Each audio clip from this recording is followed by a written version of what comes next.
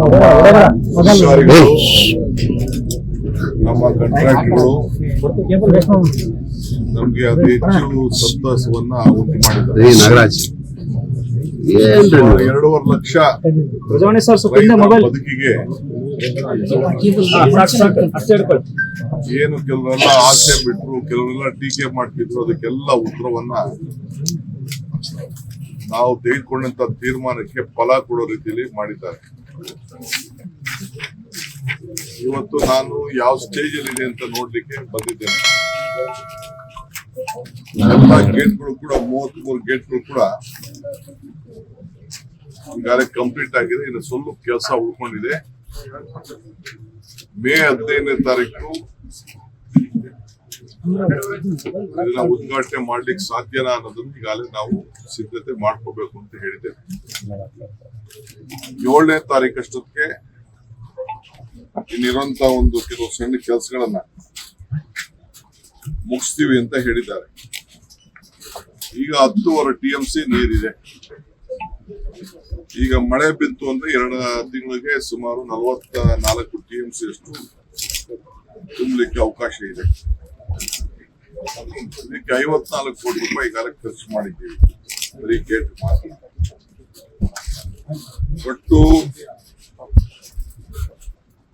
ನಿಮ್ಗೆ ಗೊತ್ತಿದೆ ಈಗಾಗಲೇ 64-34 ಆ ರೇಷಿಯೋನಲ್ಲಿ 2 ರಾಜ್ಯಗಳು ಇದಕ್ಕೆ ಬಂಡವಾಳ ಹಾಕ್ತಾ ಇದ್ದೀವಿ. ನಾನು ಅವ್ರಿಗೆ ನಮ್ಮ ಡ್ಯಾಮ್ ಅವ್ರಿಗೆ ಫ್ರೀ ಕೊಟ್ಟಿದ್ದೀನಿ. ಗವರ್ಮೆಂಟ್ ಇದಕ್ಕೆ ಇಂಟರ್ಫಿಯರ್ ಆಗಬಾರ್ದು, ನಾವ್ಯಾರು ಜಾಸ್ತಿ ಆಡಳಿತ ಮಂಡಳಿಗೆ ನಾವು ದುಡ್ಡು ಒದಗಿಸ್ಕೊಟ್ಟು ತೀರ್ಮಾನ ಮಾಡೋದು, ಅಷ್ಟು ಮಾತ್ರ ನಾವು ತೆಗೆದುಕೊಳ್ಬೇಕು ಅಂತೇಳಿ ನಾವು ಮಾಡಿದ್ದೀವಿ. ಈ 33 ಗೇಟ್ ಅನ್ನು ಅಳವಡಿಸಿದ್ದು ಇಡೀ ದೇಶಕ್ಕೆ ಒಂದು ದೊಡ್ಡ ಸವಾಲು ಮತ್ತು ಒಂದು ಮಾದರಿ. ಇಡೀ ದೇಶ ಇದನ್ನ ನೋಡ್ತಾ ಇತ್ತು ಏನಾಗ್ತದೆ ಅಂತೇಳಿ. ಅವತ್ತು ಇದನ್ನ 19ನೇ ಗೇಟ್ ಹೋದಾಗ ಮಧ್ಯರಾತ್ರಿ ನನಗೆ ನಮ್ಮ ಅಧಿಕಾರಿಗಳು, ನಮ್ಮ ಶಿವರಾಜ್ ಚಂದ್ರಿ ಅವರು ನನಗೆ ಫೋನ್ ಮಾಡಿದಾಗ ಡ್ಯಾಮ್ ಅಳ್ಳಾಡ್ತಾ ಇದೆ ಅಂತ ಹೇಳ್ತಾ ಇದ್ರು. ಅದಕ್ಕೆ ಓಡ್ ಬಂದೆ ನಾನು ಬೆಳಗ್ಗೆನೆ. ಇದೆಲ್ಲ 9 ಗಂಟೆಗೆ ಇದ್ದು ತೀರ್ಮಾನ ತೆಗೆದುಕೊಂಡು ಕನ್ನಯ್ಯನವರು ಕೂಡ ನಾವು ಅಭಿಪ್ರಾಯ ಪಡೆದು, ಅವರ ಅಭಿಪ್ರಾಯ ಪಡೆದು, ಅವ್ರಿಗೂ ಗೌರವ ಕೊಟ್ಟು, ಕರ್ನಾಟಕ ರಾಜ್ಯದ ರಾಜ್ಯೋತ್ಸವ ಪ್ರಶಸ್ತಿ ಕೂಡ ಕೊಟ್ಟು, ಅವರು ಕೂಡ ನಾವು ಏನ್ ಗೌರವ ಕೊಡುವಂತ ಕೆಲಸ ನಾವು ಮಾಡ್ಕೊಂಡು ಬಂದಿದ್ದೇವೆ. ಒಟ್ಟು ಇದಲ್ಲದೆ ಬೇರೆ ಬೇರೆ ಕೆಲಸಗಳಿಗೆ ಸುಮಾರು 315 ಕೋಟಿಯಷ್ಟು ಕೆಲವು ಕೆಳಗಡೆ ರಿಪೇರ್ಸ್, ಕೆನಾಲ್ ರಿಪೇರ್ಸ್ಗೆಲ್ಲ ಈ ವರ್ಷ ನಾವು ಮಾಡ್ಕೊಂಡು ಬಂದಿದ್ದೇವೆ. ಸೊ ಮಿಡಲ್ ಗೇಟು 33 ಒಟ್ಟು ಗೇಟ್ಗಳಲ್ಲಿ 22 ನಂಬರು ಸ್ಲೈಸ್ ಪ್ಲೇಟ್ಗೆ ಈಗಾಗಲೇ ಬಾಟಮು, ಮಿಡ್ಲು, ಟಾಪ್ ಎಲ್ಲ ಕೂಡ ಅದೆಲ್ಲ ಕೆಲಸಗಳೆಲ್ಲ ಮುಗಿದಿದೆ. ಈಗ ನ್ಯೂ ಚೈನು, ಈಗ ಚೈನು ನಮ್ಮ ಎಕ್ಸ್ಪರ್ಟ್ಸ್ ಚೈನ್ ಚೆನ್ನಾಗಿದೆ ಅಂತ ಹೇಳಿದ್ದಾರೆ. ಆದ್ರೂ ಎಲ್ಲ ಗಟ್ಟಿಯಾಗಿದೆ ಅಂತೇಳಿ ಅವರು ರಿಪೋರ್ಟ್ ಕೊಟ್ಟಿದ್ದಾರೆ. ಅದನ್ನು ಚೇಂಜ್ ಮಾಡ್ಬೋದು ಅಂತ ಹೇಳಿದ್ರು. ಟೆಂಡಲ್ಲೇ ಸೇರಿಸಿದ್ದೀನಿ. ಯಾಕೆ ಇಷ್ಟೇ ಮಾಡಿದೀವಿ ಅಂತ ಚೈನ್ ಯಾಕೆ ಸುಮ್ಮನೆ ಅಂತೇಳಿ ಎಲ್ಲೂ ಹೋಗುದಿಲ್ಲ, ಅದಕ್ಕೆ ಬಂಡವಾಳ ನಮ್ಗೆ ಲಾಸ್ ಆಗೋದಿಲ್ಲ. ಅದನ್ನು ಎಸ್ಟಿಮೇಟ್ ಸೇರಿಸಿದ್ದೀವಿ. ಅದನ್ನು ತೆಗೆದು ಬಿಡಿ, ಚೇಂಜ್ ಮಾಡಿ ಅಂತ ಹೇಳಿದ್ದೇನೆ. ಅದು ಕೂಡ ಈಗಾಗಲೇ ತಮಿಳುನಾಡು ಚೆನ್ನೈಯಲ್ಲಿ ಒಂದು ಸಂಸ್ಥೆಗೆ ಅದನ್ನೇ ಮಾಡುವಂತ ಒಂದು ಪ್ರತ್ಯೇಕವಾದಂತ ಒಂದು ಸಂಸ್ಥೆ ಇದೆ. ಅವ್ರಿಗೆ ಅದನ್ನ ಜವಾಬ್ದಾರಿಯನ್ನ ವಹಿಸಿದೆ. ಯಾವಾಗ ಚಲೋ ಬರ್ತದ ಬಿಡಪ್ಪ, ನಿಮ್ ಕಣ್ಣೆ ಎದುರುಗಡೆ ಬರ್ತದೆ. ಅದನ್ನು ಬರ್ಬೇಕಲ್ಲ, ಅದು ಟೈಮ್ ಏನಾರ ನಿಮ್ ಟೈಮ್ ತಗೊಂಡ ಮುಹೂರ್ತಕ್ಕೆ. ಸೊ ಹಂಗೆ ಈಗೆಲ್ಲ ಕೂಡ ನಾವು ಮಾಡ್ತಾ ಇದೀವಿ. So first set of new chain ಯಜಮಾನ, ಹೊಸ ಚೈನು ಮೇ 7ನೇ ತಾರೀಕಿಗೆ ಬರ್ತದೆ ಅಂತ ನಿಗದಿ ಆಗಿದೆ. ಚೈನ್ ಸೊ 4 ದಿನ ಮೇ ಎಂಡ್ಗೆ ಕಂಪ್ಲೀಟ್ ಮಾಡ್ಬೇಕು ಅಂತ ಹೇಳಿದೀವಿ. ಆದ್ರೆ ನಾನು ಮೇ 15ನೇ ತಾರೀಕು ಇಟ್ಕೊಂಡ್ರಪ್ಪ ಗುರಿ ಅಂತ ಹೇಳಿದ್ದೀವಿ. ಯಾಕೆಂದ್ರೆ ಮಳೆ ಬಂದ್ರೆ ಈಗೆಲ್ಲ ನಾವು ರೆಡಿ ಮಾಡ್ಬೇಕಲ್ಲ. ಸೊ ಅದಕ್ಕೆಲ್ಲ ಕೂಡ ನಾವು ಮಾಡ್ತಾ ಇದೀವಿ. ಸೊ ಎಲ್ಲ ನಾಗರಿಕರು, ಬಹಳ ರೈತರೆಲ್ಲ ಬಹಳ ಖುಷಿಯಾಗಿದ್ದಾರೆ. ಓಷನ್ ಪಾರ್ಟಿ ಅವ್ರ ಪಾಪ ಬಂದು ಏನೋ ಸ್ಟೇಟ್ಮೆಂಟ್ ಕೊಡ್ತಾ ಇದ್ರೆ ಅವ್ರು ಕೊಡ್ತಾ ಇರ್ಬೇಕಲ್ಲ, ಅವ್ರು ಕೊಡ್ಲಿ. ಅವ್ರು ಕೊಟ್ಟಾಗ ನಾವು ಜಾಗೃತಿಯಿಂದ ನಾವು ಕೆಲಸ ಮಾಡ್ಬೇಕಲ್ಲ. ಸೊ ಅದಕ್ಕೆ ನಾನು ನಮ್ಮ ಎಲ್ಲಾ ಲೋಕಲ್ ಲೀಡರ್ಸ್, ರೈತರು ಸಹಕಾರ ಕೊಟ್ಟಿದ್ದೀರಿ. ಇದು ಶಾಶ್ವತವಾಗಿ ಮೊನ್ನೆಯಿಂದ ಮುಂದಕ್ಕೆ 50 ವರ್ಷ ಇದಕ್ಕೆ ಆಯುಷ್ ಇರ್ತದೆ. ಸೊ 50 ವರ್ಷದವರೆಗೂ ಇನ್ನೇನು ಆಗುದಿಲ್ಲ ಅಂತ ಹೇಳಿ ಅವರು ನಮ್ಮ ತಜ್ಞರು ಕೂಡ ತಿಳಿಸಿದ್ದಾರೆ. ಸೊ ನಾವೆಲ್ಲ ಸೇರಿದ್ದು ಕೆಲಸ ಮಾಡ್ತೀವಿ. ನೆಕ್ಸ್ಟ್ ಅದಾದ್ಮೇಲೆ ಮುಂದಕ್ಕೆ ಕೆಲವು ಬೇರೆನೋ ಯೋಜನೆಗಳಿದೆ, ಅದೆಲ್ಲ ನಾನು ನೆಕ್ಸ್ಟ್ 15ನೇ ತಾರೀಕು ಇನ್ನ ಫೈನಲ್ ಬರೋಕ್ಕೆ ಬರ್ತೀನಿ. ಪಕ್ಕದಲ್ಲಿ ಹೆಲಿಪ್ಯಾಡ್ ಮಾಡಿ ಅಂತ ಹೇಳಿದ್ದೀನಿ ಟೆಕ್ನಲ್ಲಿ DC ಅವ್ರಿಗೆ. ಸೊ ಇನ್ನು ಪಕ್ಕದಲ್ಲಾಗಿರೋದ್ರಲ್ಲಿ ಫೈನಲ್ ಆದ್ಮೇಲೆ ಎಲ್ಲ ರೈತರಿಗೆಲ್ಲ ಕಂಪ್ಲೀಟ್ ರಾಯಚೂರಿಂದ ಇಲ್ಲಿವರೆಗೂ 3 ಜಿಲ್ಲೆಯವರು 4 ಜಿಲ್ಲೆಯವ್ರನ್ನ ಕರೆಸಿ ಕಾರ್ಯಕ್ರಮ ಮಾಡಿ ಇದಕ್ಕೊಂದು ಒಳ್ಳೆ ಪೂಜೆ ಮಾಡಿ ನಿಮ್ಮನ್ನು ಕೂಡ ಇಟ್ಕೊಂಡು ನಿಮ್ಗೆ ಊಟ ಹಾಕಿಸಿ ಎಲ್ಲ ವ್ಯವಸ್ಥೆ ಮಾಡಬೇಕು ಅಂತ ತೀರ್ಮಾನ. ಈಗ ಒಂದು ನವಲಿದೊಂದು ನನಗೆ ತೆಲಂಗಾಣ ಅವ್ರಕ್ಕಿನ್ನ ಆಂಧ್ರ ಪ್ರದೇಶದವರು ಮುಖ್ಯಮಂತ್ರಿಗಳು ಟೈಮ್ ಕೊಡ್ತಾರೆ. ನಾವು ಅದಕ್ಕೆ ಸಿದ್ಧ ಇದ್ದೀವಿ. ಇದಲ್ಲದೆ ಇನ್ನೊಂದು ಅದನ್ನ ಪಂಪ್ ಮಾಡಿ ಇನ್ನೊಂದು ಕಡೆ ಹಾಕ್ಬೇಕು ಅಂತ ಹೇಳಿ ಒಂದು ವರದಿ ಎರಡನೇ ಆಪ್ಷನ್ ಇಟ್ಕೊಂಡಿದ್ದೀವಿ.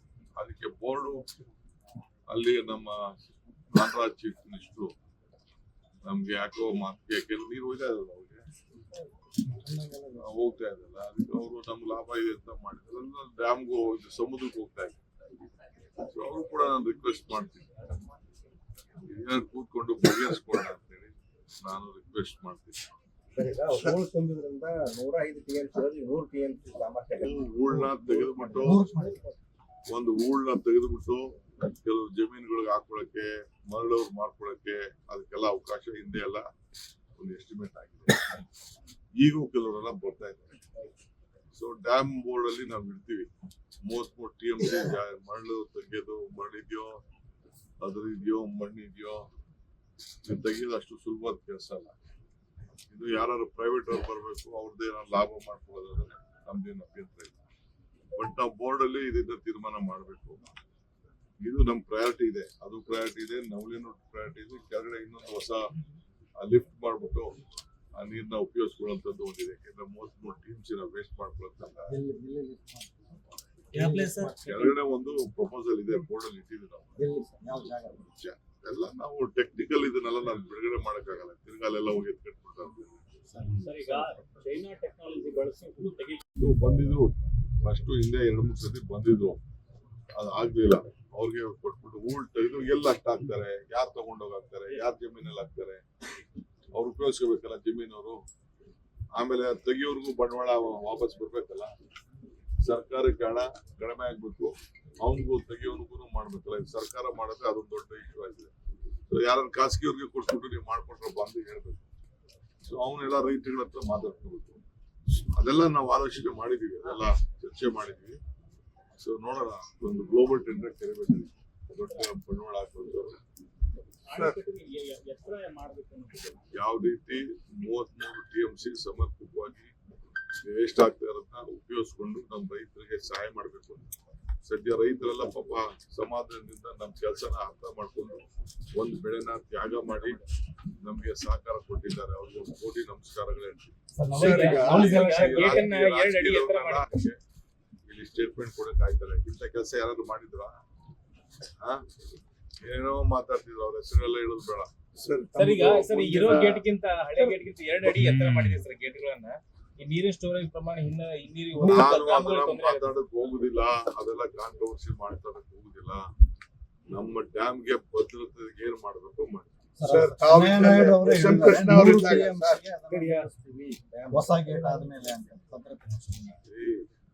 ಒಂದು ಟೆಕ್ನಿಕಲ್ ರಿಪೋರ್ಟ್ ಕೊಟ್ಟಿದ್ದಾರೆ, ಇದೆಲ್ಲ ಸರ್ಕಾರದವ್ರು ತೀರ್ಮಾನ ಮಾಡಿದ್ರು. ಜಲಾಶಯ ಬಗ್ಗೆ ಮತ್ತೆ ಆಂಧ್ರ ಮುಖ್ಯಮಂತ್ರಿ ಮಾತುಕತೆ ಟೈಮ್ ಕೊಡ್ತಾ ಇಲ್ಲ. ನೀವೆಲ್ಲ ಪ್ರೆಸಿಡೆಂಟ್ ಆಗಿ ಟೈಮ್ ಕೊಡಕ್ ಮಾಡ್ರಪ್ಪ. ಸರ್ ಈಗ ಪೆಂಡಿಂಗ್ ಇದೆ ಅಂತ ಹೇಳಿದ್ದಾರೆ. ಪೆಂಡಿಂಗ್ ಅಂತ ಕ್ಲಿಯರ್ ಮಾಡ್ಬೇಕು ಅಂತ ಡೈರೆಕ್ಷನ್ಸ್ ಕೊಡಿ ಅಂತ ಹೇಳಿದ್ದಾರೆ. ಎಲ್ಲೆಲ್ಲಿದೆ ಅಂತ ಇಲಾಖೆಯಲ್ಲಿ ನಾವು ಹೇಳಿದೀವಿ.